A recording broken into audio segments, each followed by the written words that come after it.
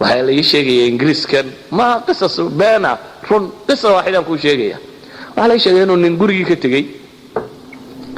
islaantii buu yimi waxay u yaro hanjabto waxay tihi haddaad mar dambe haddaad baalkaa noqoto soo hoyan maysid isagoo hanjabaadii qaba bay tihi waa kan laydhku baktiya ingiriiska bahlada yar la soo iibsadee ordoo reerka u soo iibiyaan korontadii yaraydee dabka la gelinayay meeshii qaadkunbuu yaro marunoo in yar ka gaadhsii buu isyidhi wuu fadhiistay carruurtiisii iyo wixii oo dhan wuu ilaaway islaantii gurigaa ku madoobaaday meeshii waa isla basbeeshay islaantii waxay garatay inuu dakii marqaan tagay aanu u soo soconayna waa iska baxday nalkeedii bay soo iibsatay 11 habeenimo soo baxay baa la yidhi oo xasuustay inuu reerkii ka yimi meeshii dabeetana 11 habeenimo soo cararay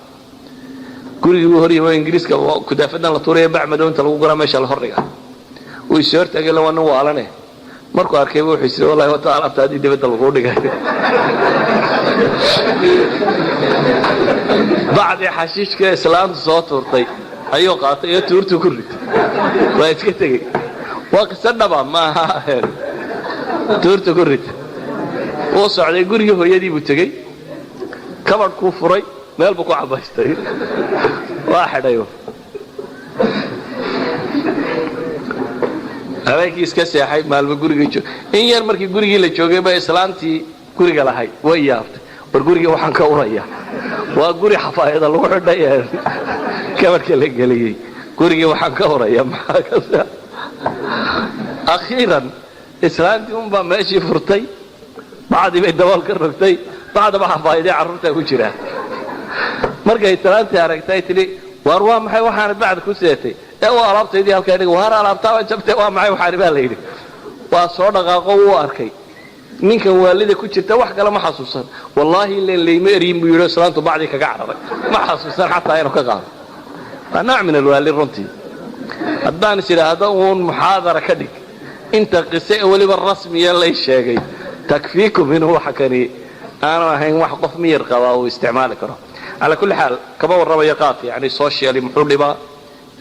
dhaqaale muxuu dhibaa dadnimo muxuu geystaa caafimaad muxuu yeelaa laakiin waxaan tilmaamaya waxa weeyaan war waa daraga ka mid ah laakiin waxa koowaad aynu u baahanay waxa weeyaan war macluumada waxaan inuu darag iyo inuu dadka gaarsiino balkii cunayaana isagoo darag u garanaya cuno ilaa inuu isagoo weeysaysanay cunaya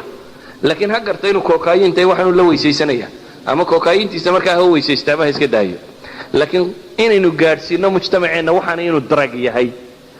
daragnimadiisuna ay caddahay aanay muran u baahnayn ee scientifically la proof gareynay inuu darag caadi yahay